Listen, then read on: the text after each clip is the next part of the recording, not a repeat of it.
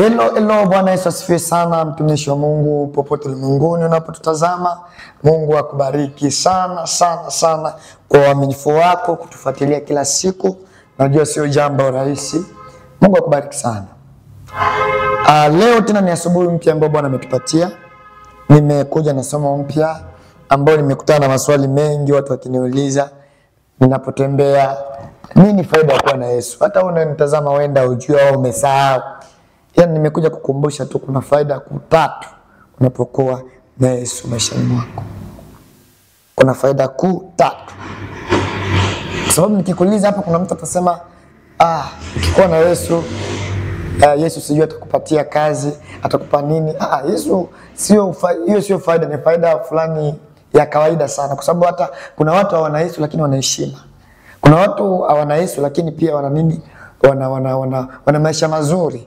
Kwa Yesu hayupo pale ili akupe maisha mazuri, sababu anawapatia watu wote tu. Kwa kuna vitu kaza ambavyo lazima vijue, ni hivi vitu vitatu ambavyo ninakuletea. Faida ya kwanza kuwa na Yesu ipo kama unaandika hapo lipo. Unaweza kusoma kitabu cha mtumishi wa Mungu Yohana. Anaandika katika kile kitabu Yohana sura ya kwanza mstari wa 12. Anasema bali kwa wote waliompokea aliwapa uwezo wa kuwa watoto wa Mungu. Kwa unapomkubali Yesu, unapokuwa na Yesu, moja kwa moja Yesu yule uliyempokea, Yesu yule uliyembeba, Yesu yule ambaye umemwamini, Biblia inasema kwamba aliwapa uwezo wa kufanyika kuwa watoto wa Mungu. Yaani ile kitendo cha kumkubali Yesu na kuwa na Yesu tayari, faida ya kwanza unakuwa mtoto wa Mungu. Na kama tunavyojua, unapokuwa mtoto wa Mungu, Mungu kama baba yako hawezi akakunyima kitu chochote. Kumbuka hiyo. Mungu anakunyima nini wakati ndo baba? Biblia inasema dunia na kuja kwake vyote ni mali ya Bwana. Kwa unapokuwa mtoto wa Mungu, moja kwa moja wewe vitu vyote vya dunia kuvipata ni sehemu ya maisha yako. Unapokuwa mtoto wa Mungu, kuna faida nyingi unapokuwa mtoto wa Mungu, kwa sababu Mungu ni baba yako. Mungu hawezi kukubali ukalala njaa siku 4, ukafa na njaa. Kama baba tu, Job anasema ngapi ni mzazi gani ambaye baba yake akimuomba hiki atampa tofauti? Utasikia. Kwa huyu Mungu alikuwa anasema watu wa dunia wanajua kujali watoto wao. Kwa mimi kama baba nitafanya zaidi ya hiyo, ndio namjisifia Mungu hivyo. Kwa hiyo unapokuwa mwana wa Mungu, taka sana kabisa kumchukua Yesu, kumkubali Yesu. Unapomkubali Yesu, kuna vitu anakufanyia vya ajabu sana. Bwana Yesu asifiwe sana. Kuna vitu anakufanyia vya ajabu sana. Kuna vitu anakupatia afya na kwa sema maisha yako. Bwana anaweza kukubali ukaumwa, kama vile mzazi baba anaweza kukubali nyumbani kwake mtoto anaumwa, anachanganyikiwa, mke wake anaumwa, anachanganyikiwa. Kwa baba anapokuwa nyumbani, baba Mungu kama baba yetu, kuna faida tunazipata ni hivyo: kukupokea, kukupa ulinzi, sawa, kukupa afya bora, sawa, kukupa kila unachokihitaji, sawa. Ni kwa sababu yanakuwa baba yako. Hiyo ni faida ya kwanza ambayo ulikuwa hujui. Na kama hujaanza kuona hiyo faida ya kupendwa na Mungu kama baba yako, ya kujaliwa na Bwana, Mungu anakukea, yani ya uponyaji, unashangaa wewe unaumwa kila siku. Kivipi na Mungu ni baba yako, anaweza kukuponya? Jitathmini itakuwa au kamata Yesu kwa mikono miwili au hujakuwa na Yesu. Hiyo ni faida ya kwanza. Lakini faida ya pili inakuja katika kitabu cha Yohana. Yohana sura ya 15 mstari wake wa 7. Sura 15 mstari wake wa 7 kama nilivyosema. Biblia inasema nini? Mkiwa ndani yangu na neno langu mimi likiwa ndani yenu, ndipo ombeni lolote mtakalo mtalipata. Hii ni faida ya pili ya kuwa na Yesu. Unapoomba chochote, ama niseme kwamba Yesu akiwa ndani yako, ndio kwa mantiki ya kwamba umeshampokea, umeshamkubali. Sasa neno lake liko ndani yako, ya kwamba Yesu anataka nini, anasemaje, unaomba sawa sawa na neno lake, hapo kila unachokihitaji unakipata. Kuna watu mnasumbuka issue za kazi, kuna watu mnasumbuka issue za hatima zenu, kuna watu mnasumbuka mambo ya afya, kuna watu mnaomba na mfanikiwe sababu mnaomba vibaya. Ndio Biblia inasema hatujui kuomba, tunaomba vibaya. Lakini nakupatia kigezo kingine ili Bwana akubali maombi yako. Lazima wewe Yesu awe ndani yako na neno lako liwe, lazima wewe ndani ya Yesu na neno lake liwe ndani yako. Hapo moja kwa moja ni kiashirio cha kwamba kila utakalomuomba sio maneno yako. Neno la Mungu linasema, mkiwa ndani yangu na neno langu liko ndani yenu. Taka sana kuwa ndani ya Yesu Kristo, kumpokea Yesu Kristo mazima.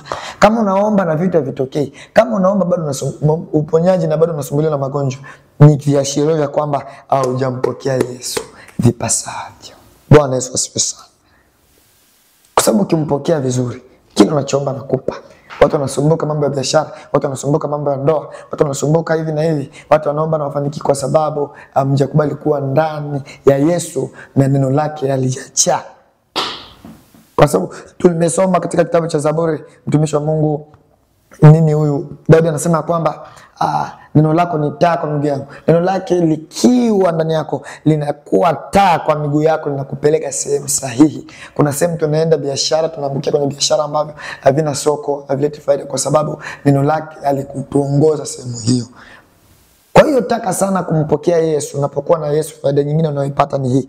Na faida ya mwisho ambayo tutaizungumzia leo ni katika kitabu cha Yohana yule sura 3 mstari wa 16. Nasema, kwa maana jinsi Mungu alipenda ulimwengu akamtoa mwana wake wa pekee. Ulimwengu sio dunia kiulimwengu, milima na nini, no. Ulimwengu ambao alikuwa anamaanisha hapa ni ulimwengu ambao ni watu. Mungu aliwapenda watu. Mungu alimpenda mtu, alinipenda mimi, poa akakupenda na wewe unanitazama. Baada ya kupenda akamtoa mwana wake wa pekee. Kwa nini amtoa mwana wake wa pekee? Yaani ile ilikuwa ni sheria na makubaliano. Lazima damu imwagike. Tunajua shetani anataka sana damu. Yaani kitu Mungu alifanya ni kuepusha hasara. Mungu alikuwa amemuumba mtu, na baada ya kumuumba mtu akamletea masharti. Masharti yalipokuja, mwanadamu akayashinda, akamsikiliza shetani. Alipomsikiliza shetani, Mungu akakuwa mbali na mwanadamu. Shetani akamiliki mtu, na ndio maana watu wakifa zamani walikuwa wanaenda kuzimu moja kwa moja na wanamilikiwa na shetani, kwa sababu Mungu alikuwa anajihusisha nao. Si ndio? Sasa Mungu akasema ni hasara mimi Mungu nitapata. Kwa sababu gani nipate hasara? Nimemuumba mtu afu nimuache tena amilikiwe na mtu mwingine. Kwa hiyo akaanza mchakato wa kumkomboa mwanadamu. Ndio hapo akamtoa mwana wake wa pekee. Kama tunavyojua shetani anataka nini? Kila anavyotakaga yeye ni damu, anataka vitu vimwagike, anataka vitu tunavyovipenda. Kwa akamwambia Mungu, toa unachotaka hapa na kukabidhi. Biblia inasema kwamba Mungu akakubali kumtoa mwana wake akawa sadaka ya kulipia fidia ili atukomboe sisi. Yaani akaona kumtoa mwana wake sio jambo la kushikamana nalo, yani abaki tuna mtoto au poteza ulimwengu, kama vile Biblia inasema kwamba aliacha au akamfuata yule mmoja. Kwa Yesu alikuwa wa samani, lakini akakubali kumtoa kwa ajili ya sisi ambao tulikuwa na samani. Wow, nampenda Yesu sana. Kwa hiyo sijui kama pana mtu ananielewa nilivyokuwa nasema. Nilikuwa nasema kwamba Mungu aliupenda ulimwengu. Kwa nini aliupenda ulimwengu? Ni kwa ajili ya kumkomboa mwanadamu. Kwa nini amkomboe mwanadamu? Kwa sababu aliona asipate riski, asipate hasara. Hasara kwa nini? Kwa sababu alipomuumba katika bustani la Edeni, alimletea masharti. Masharti ya kwamba ukishika hii utabaki na mimi vizuri, lakini usiponishika unakufa. Na mwanadamu kabisa akashinda kuishika. Wakati mwanadamu anashinda kuishika hiyo sheria, Biblia inasema nini? Mungu akamfukuza, akawa mbali na Mungu. Baada ya Mungu kuwa mbali, shetani akasema napata fursa, napata mtu wa kumtumia. Akapata mtu wa kumtumia, na ndio maana alikuwa anawatesa. Ndio maana tuliona mateso mengi sana kwa watu, kwa sababu ya kwamba tulikuwa tunamilikiwa na shetani. Shetani anatutumia anavyotaka. Na ndio maana nikasema watu wakifa zamani moja kwa moja wanamilikiwa na shetani, sababu Mungu hayupo tena huko. Sawa, Mungu hakuwa tena na sisi. Kwa hiyo kama Mungu hakuwa na sisi, Biblia inasema Mungu akasema Mungu akaona kwamba ni hasara anaipata ya kwamba amemuumba mtu, lakini mtu anamilikiwa na mtu mwingine. Mungu akasema ni faida gani naipata?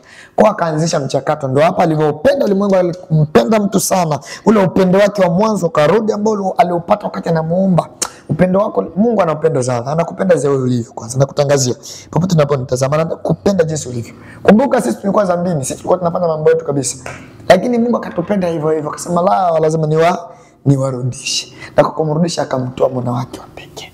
Alipomtoa mwana wake wa pekee akasema kwamba sharti ni kumwamini. Tukimwamini hautapotea, lakini unapata uzima wa milele. Kwa kumwamini ni kumpokea, kumfanya Yesu kuwa wako, kumkiri yeye. Kwa hiyo unapomwamini Yesu unakuwa naye, anakuwa wako.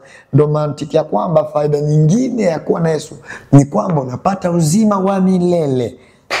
Uzima wa milele sitaizungumzia sana kwa sababu uzima wa milele unakuja baada ya dunia hii.